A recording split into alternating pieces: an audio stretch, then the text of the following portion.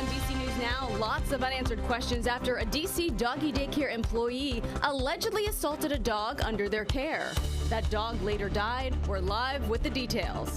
Warming up, we're tracking your next chance of rain plus a picture-perfect weekend ahead. New video of a man still on the run after stealing an ambulance Monday night.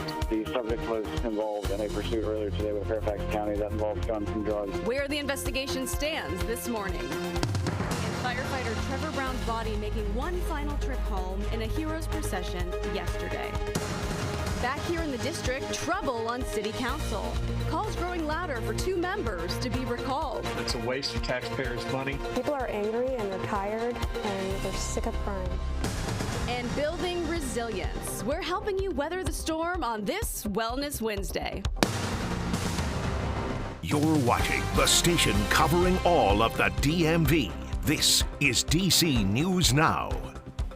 Well, good morning. It is 7 o'clock right now on a Wednesday morning, starting off with a live look outside. We do want to say thank you for starting your morning with us here on DC News Now. I'm Tanaya Wright. Good morning, Jim. Corey James. Shanika, she is tracking the roads out there for you this morning. We're going to check it with her in just a second for more on that, but turn things over to Jackie with a look at the forecast. Things are a little chilly out there. Yeah, it's cold again this morning, feeling like winter. We're seeing those 20s and 30s across the region, at least in DC. We're starting off right around the freezing mark, but later on today, those temperatures will warm up into those upper 40s to lower 50s. That's something to look forward to. And we're also going to be tracking that sunshine as well. So again, this is a view, I should say, of the highs today. Upper 40s to lower 50s, 51 for that high in DC. So we're going from those lower 50s today, even warmer temperatures tomorrow, back into those middle 50s. We'll notice increasing cloud cover and that threat for those showers moving in later in the day, thinking closer towards later in the afternoon into the early evening. The showers move in from west to east, so a little bit later, closer towards DC and areas eastward. I'll have more details and timing on that coming up. Shanika, what's the latest on the roads?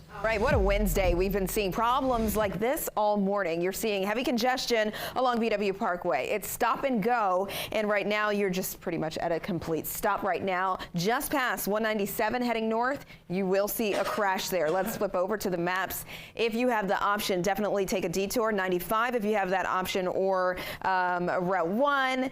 Looking at the rest of your commute, heading southbound as well on BW, right in the same area, you're seeing some slowdowns out there. Here's the Capitol Beltway from what you can see in Prince George's County. It is looking a whole lot better than earlier. We had an earlier crash heading north right near Central Avenue.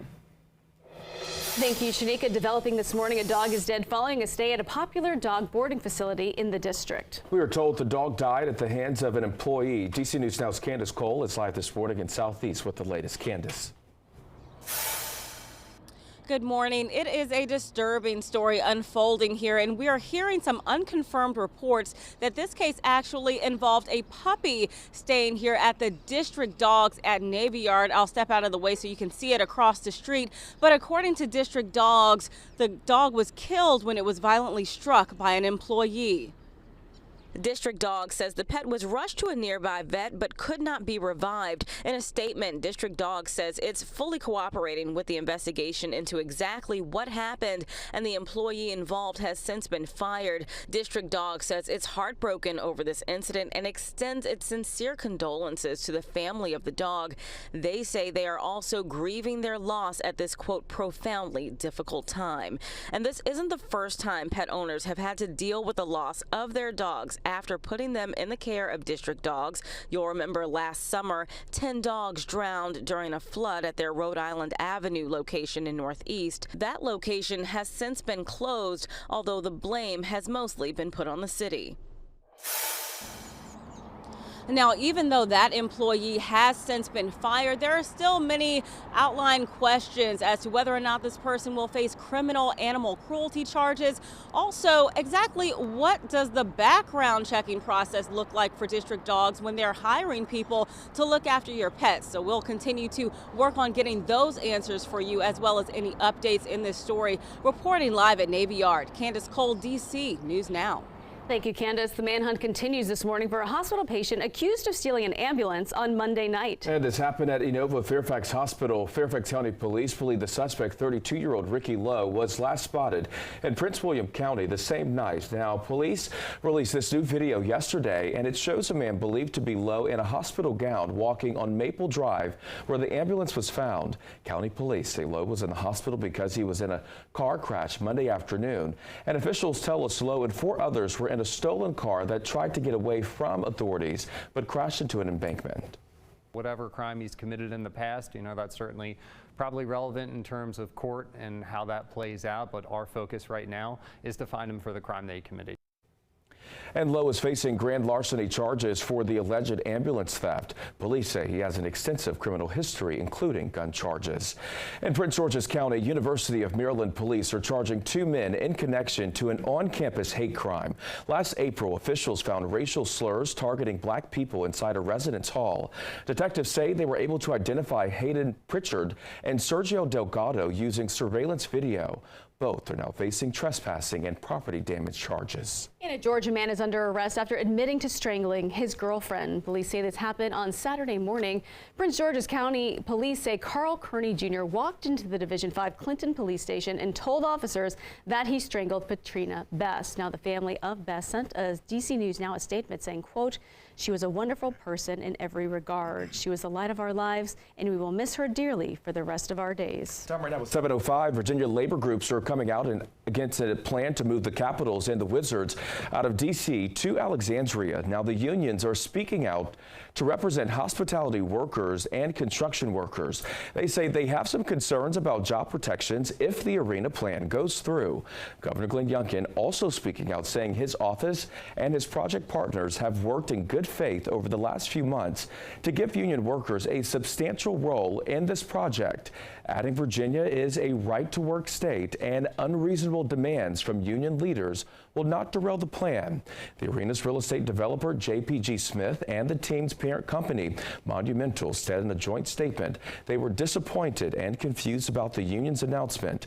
However, they say they are open to continuing discussions with the unions. And thousands of dollars stolen from a local youth rugby club. The coaches of the Maryland Exiles were not aware the money was being taken from their bank account until they received a notice. Account for one of our coaches, only 2 people had bank account access, was hacked and cloned. And, over 59 transactions pretty quickly, our $17,000 was slowly and surely stolen. However, the Exiles already working to get that money back. They've received tons of support from the community and former players. The club now has a PayPal fundraiser, which can be found on its website. All right, well, a second D.C. council member is now facing a recall effort. Yeah, the committee to recall Brianna Doe officially filed yesterday, blaming rising crime in Ward 1 as the reason behind it. Now, chatter of the recall efforts against Doe all started last year. Community members stated that the area is facing some safety issues and that Nadeau is not taking it seriously. Nadeau, though, says Ward 1 is her home and that public safety is her top priority. Quality of life has gone from 100 to 0 within the last 4 years. This is not a political campaign. This is not about a candidate. This is about sending a message to our current politician. Singling out one person, now, of course, Brianna Nadeau as well, does not bring crime down. Meantime, Nadeau is the second member to face a recall effort in the past few months. Some council members are also working to recall Charles Allen for Ward 6. And staying in the district, an exclusive look inside the city's struggling crime lab. Now, the lab lost its credentials back in 2021 due to a 2015 murder case and an alleged cover-up. The crime lab has since regained partial accreditation and is allowed to do DNA sampling and analysis, ballistics comparisons, drug tests, and identification. Meantime, prosecutors are blaming the lack of a fully operating lab for declining convictions in the recent years. Being accredited will allow us to hire personnel because we are not under a cloud that the lab is being questioned.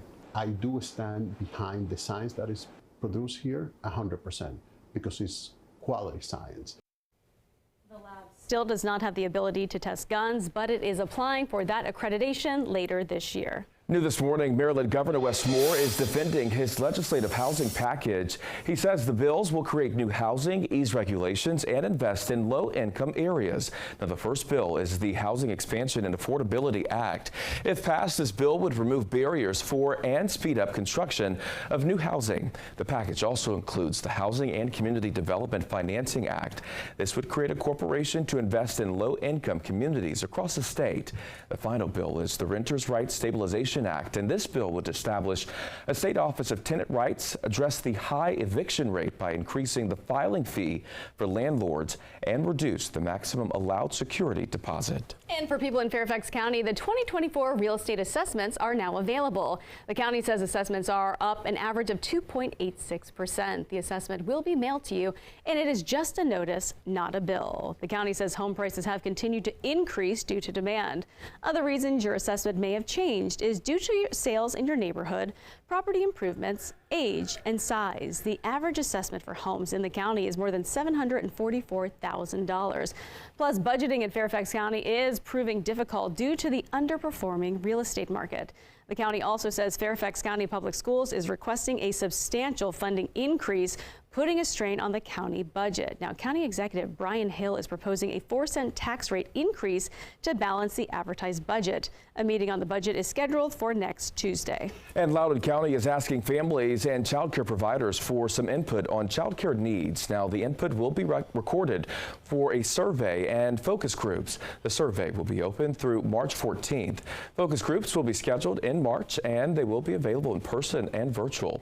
Families and child care providers with kids who are 5 and younger can sign up on the county's website.